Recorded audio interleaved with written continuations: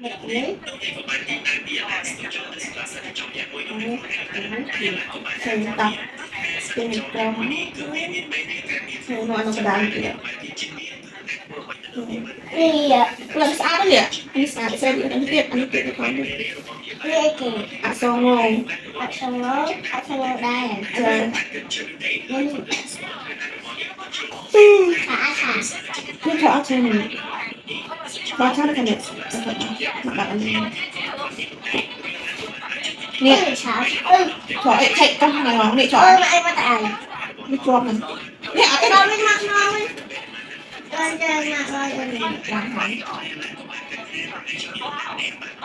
anh gỡ hạch mặt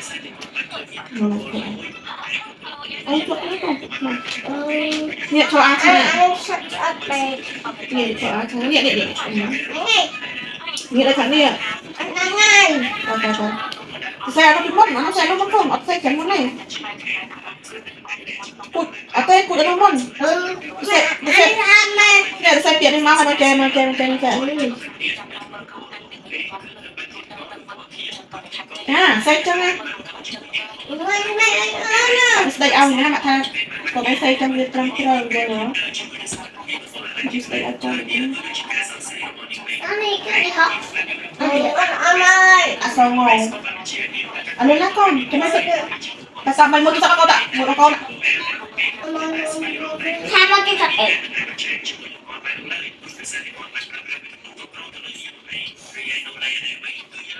mà tôi làm bây giờ chú có bật này chân này là bật xe tự được ai chân đã chắc cái gì này thế anh thả mà rồi thì mấy con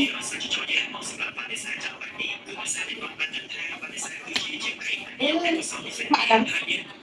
đừng cái là một chỗ này wow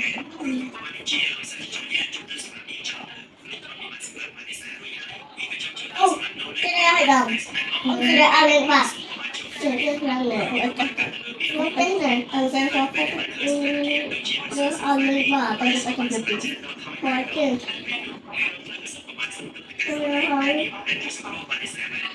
anh sao ngon thì sẽ không đúng